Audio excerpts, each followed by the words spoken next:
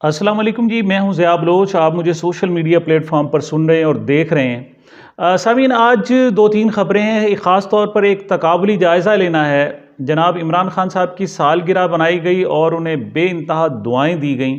उसकी क्या तफसील है, और उसी दिन ही उसी के मुकाबले में साबिक़ वज़ीर आज़म मियाँ शहबाज शरीफ साहब की दुर्गत बनाई गई।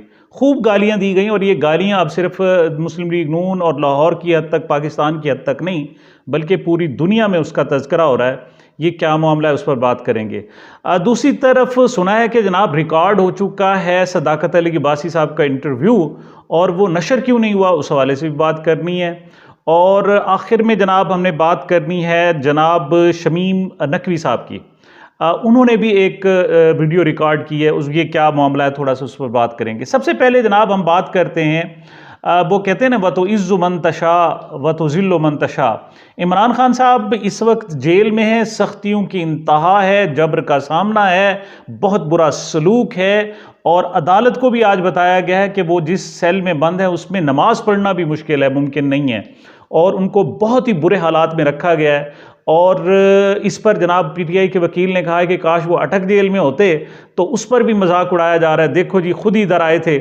तो बात यह है कि जब जबर का सामना हो तो फिर वो हर जगह ही होता है, चाहे वो अटक जेल हो और चाहे वो अडियाला जेल हो, कोई भी हो, वहाँ सूरत हाल है। लेकिन ये तो जेल के अंदर की सूरत हाल, जेल के बाहर की सूरत हाल बताएं कि जब 5 अक्टूबर की जनाब रात 12 बजे लोग एक्सपेक्ट नहीं कर सकते थे, लेकिन दूर दराज से लोग जनाब अडियाला जेल के बाहर पहुंच गए। वहां उन्होंने केक उठाए हुए थे, केक काटने की कोशिश की, लेकिन एक नौजवान तो वजीरिस्तान से आया था और मोटरसाइकिल पे सवार होकर आया था, उसे गिरफ्तार कर लिया गया। दिन को वकला आए और वो भी अपने साथ फूल और केक लिए हुए थे। उन्होंने भी वहाँ पर जेल के बाहर केक काटने की कोशिश की, लेकिन पुलिस आई और बहुत सारे लोगों को गिरफ्तार भी कर लिया गया। ख़ास तौर पर जो वकला है उनको वापस भेज दिया गया। क्यों? अभी तक वकला थोड़े से बचे हुए हैं, शायद वो अदालती वजह है। और जिस तरह बाकी लोगों को जबर और फिस्तायत का सामना करना पड़ रहा है, वो अभी तक वकला के साथ नहीं है। बल्कि यही वजह है कि इस वक्त जो पीटीआई के रिप्रेजेंटेटिव रह गए हैं और सिर्फ वकला रह गए हैं। और मैं समझता हूं कि कल को कोई अगर अच्छा वक्त आता है पीटीआई पर, तो उन्हें वकला को बिल्कुल नहीं भूलना चाहिए, जो बुरे वक्त में उनका इस तरीके से साथ दे रहे हैं। इसके अलावा जनाब आईएसएफ इंसाफ लायर्स फोरम, आईएलएफ वालों ने, इंसाफ स्टूडेंट फेडरेशन ने और दीगर लोगों ने भी जनाब कोशिश की कि इमरान खान की सालगिरह का केक काटा जाए। पाकिस्तान में तो ऐसा नहीं करने दिया गया। ज़मान पार्क में एक प्रोग्राम बनाया गया था, लेकिन इतनी ज़्यादा पुलिस की नफरी पहुंच गई जनाब, लोगों को वहां जाने नहीं दिया गया। कुछ तहरीक इंसाफ के दफातर में उन्होंने कहा था जी कि वहां पर केक काटे जाएंगे, लेकिन वहां भी ऐसा नहीं करने दिया गया। पाकिस्तान में तो इस केक का इतना डर है और खौफ है कि पता नहीं अगर लोगों ने केक काटा तो हुकूमत गिर जाएगी, पता नहीं क्या हो जाएगा, पता नहीं कौन सा मुईशत खराब हो जाएगी, डॉलर का मसला बन जाएगा, पता नहीं क्या। तो पाकिस्तान में तो ये जुल्म है और ज्यादती हो रही है। लेकिन पूरी दुनिया में तो हमारे ताकतवरों का और हमारे बहादुरों का जो है वो जोर नहीं चलता, बस नहीं चलता।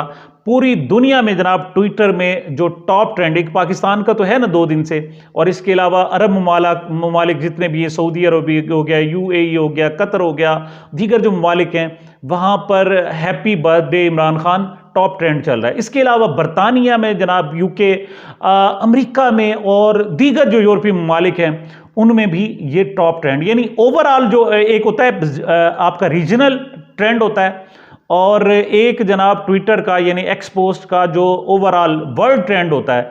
वर्ल्ड ट्रेंड में जनाब दूसरे नंबर पर इमरान खान की सालगिरह है। लोग दुआएं दे रहे हैं, और जनाब आप ट्विटर उठा के देख लें, सोशल मीडिया उठाकर देख लें, तो बड़े मुनफरिद अंदाज में जनाब वो ज़्यादातर दुआएं दे रहे हैं जनाब। और ये इमरान खान के साथ सूरत हाल है। दूसरी तरफ शहबाज शरीफ साहब के पास देखें तो एक गुज़श्ता रात एक वीडियो वायरल हुई थी, जिसमें बहुत सारे लोगों ने शहबाज शरीफ साहब का घर की गाड़ी को घेर लिया और गलीज़ गालियाँ दी, और फिर गार्ड्स कुछ आए और उन्होंने जनाब बीच बचाव कराया। और आज जनाब मियाँ शहबाज शरीफ साहब ने एक वीडियो ट्वीट की, और साथ ही जनाब अपने ट्विटर पर लिखा कि जी मैं तो अपने हलके का विजिट कर रहा हूं, और कुछ लोगों ने कल मेरी गाड़ी रोक ली थी और अपने मसाइल बयान किए थे, और आज मैंने उनको बुलाया अपने पास और उनके मसाइल हल करने की यकीन दहानी कराई है। हम तो खिदमत पर जनाब यकीन रखते हैं। इस पर मुझे पता नहीं क्यों कि मुझे वो शेर याद आ गया असदुल्ला खान गालिब का, कि गालियां खा के बेमज़ा ना हुआ।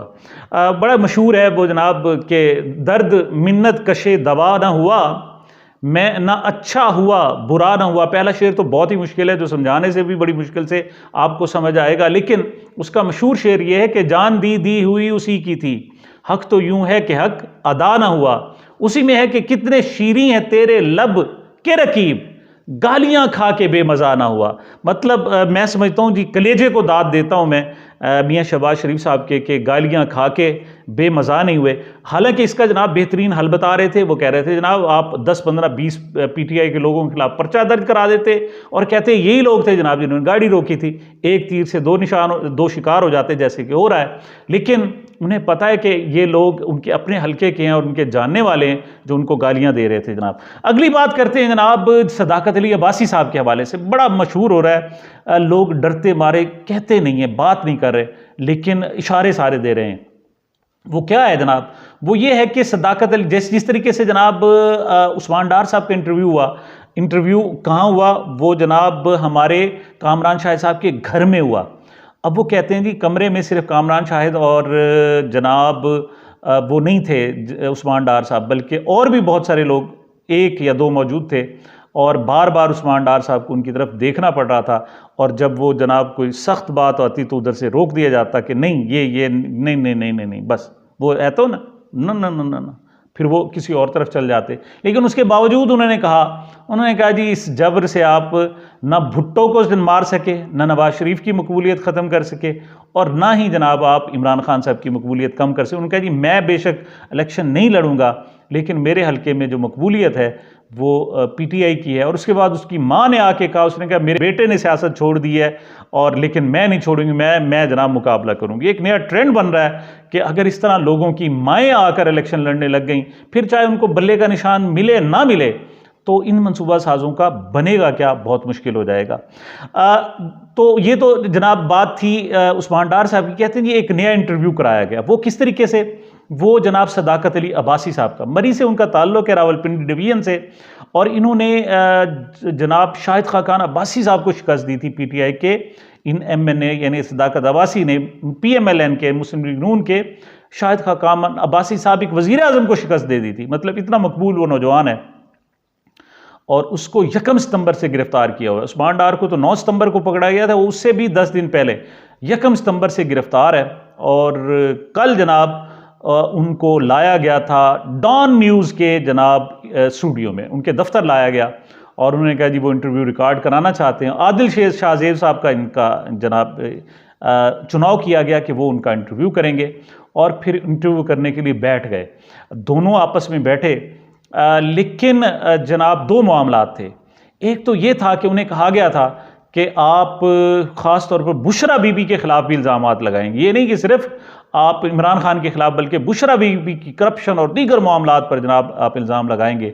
और उन्हें डिक्टेट किया जाता रहा, और रिकॉर्डिंग इतनी बुरी हुई कि जनाब वो देखते हैं तो अंदाज़ा होता है कि उन्हें कोई डिक्टेट करा रहा है कि जनाब ये लफ्ज़ कहो, ये लफ्ज़ कहो, ये लफ्ज़ कहो, और वैसे ही वो जनाब वो रिपीट किए जा रहे हैं। तो एक ये मामला, और दूसरा उनके कोई कहते हैं जी चेहरे पर निशान भी अभी मौजूद हैं, जिनसे अंदाज़ा होता है कि ये वो खुद नहीं आए बल्कि लाए गए हैं। तो ये इंटरव्यू रिकॉर्ड हो गया, लेकिन बाद में वो कहते हैं जनाब के जो डॉन न्यूज़ की इंतज़ामिया है उन्होंने अभी तक इसको चलाया नहीं, वो चलाने से इनकार कर दिए। अब मेरे ख्याल में चलाने से इनकार तो सवाल ही पैदा नहीं होता। ये सारा तफसील जो बताई है जनाब, ये अली मुस्तफ़ा साहब हैं, सीनियर जर्नलिस्ट हैं, ये डॉन न्यूज़ में साबिक रहे हैं वहाँ पर। और इसके अलावा ये तुर्की में 8 साल तक TRT जो उनका चैनल है, इलेक्शन को कवर किया उन्होंने, 2-3 इलेक्शन को, और 8 साल तक वहाँ रहे हैं। तो उन्होंने जनाब ट्वीट में बताया कि मेरे साबिक कुलीग्स ने मुझे बताया है जो डॉन न्यूज़ में, कि इस तरीके से एक इंटरव्यू तो रिकॉर्ड हो गया है, लेकिन बावजूद उसको ऑन एयर नहीं किया जा रहा, और जो नामालूम अफराद लाए थे उन्हें वो वापस ही उन्हें ले गए। और चूंकि इससे बदनामी होती है, पूरी दुनिया में जो रेटिंग है वो ख़राब होती है। तो अभी तक तो फ़िलहाल जनाब मुज़ाहमत कर रहे हैं हमारे जनाब जो डॉन न्यूज़ की मैनेजमेंट है। अगली बात करते हैं जनाब शमीम नकवी साहब की, कराची से जनाब MP हैं, अपोजिशन लीडर भी रहे हैं। उन्होंने भी एक जनाब वीडियो की है। उन्होंने कुरान मजीद हाथ में उठाया है। उन्होंने कहा जी कि देखें मैं 27 साल से इमरान खान साहब के साथ हूँ, और मैं हलफ देता हूँ उन्होंने कभी हमें नहीं कहा कि तशद्दुद की सियासत सिखाई या तशद्दुद करो, जलाओ, गिराओ, ये करो। उन्होंने कहा जी वो ज़बरदस्त लीडर है, उसने हमें अमन सिखाया, हमें मोहब्बत करना सिखाई है, हमें जमहूरियत सिखाई है। और सवाल ही पैदा नहीं होता कि जनाब इमरान खान इस तशद्दुद में मुलव्विस हो, हम हो या कोई और हो PTI के लोग, तो ऐसा नहीं है।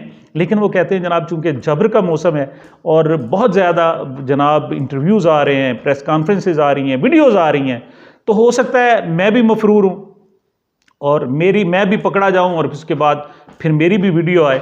तो मैं कुरान पाक पर हाथ रख कर कहता हूँ कि मेरी पोजीशन जो है इस वक्त वो ये है 27 साल की गवाही। अब बाद वाली जो कोई वीडियो फ़र्ज़ करो मेरी आती भी है तो आप समझ जाइएगा कि वो मुझसे जबर के साथ बनवाई गई है, मुझ पर धांधली के साथ बनवाई गई है, वरना मैं ऐसा ना करता। तो ये एक नई सूरत हाल पैदा हो गई है जनाब।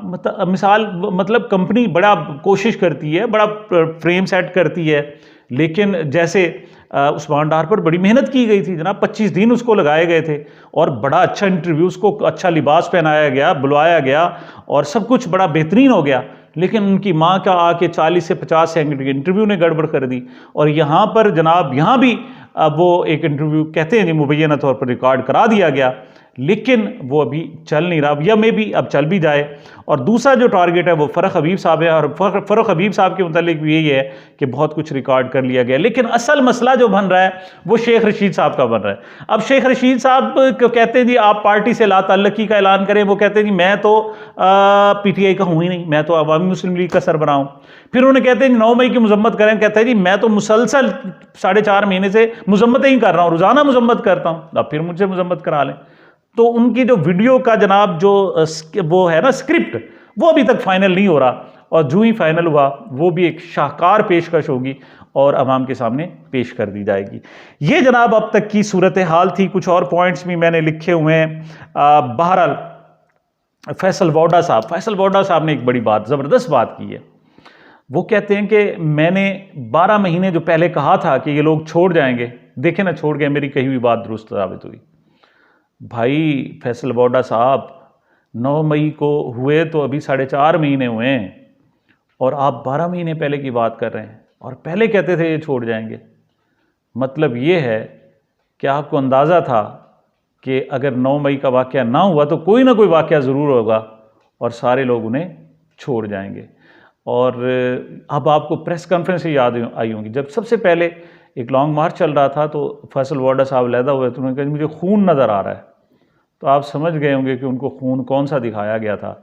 ये तो अलहदा बात है कि फिर वो खान साहब जनाब गए नहीं, उन्होंने लॉन्ग मार्च किए ही नहीं, उन पर जनाब हमला हुआ और वो तकरीबन पोस्टपोन हो गया या उसकी नई शक्ल बनाई, वरना ये खून का मामला था।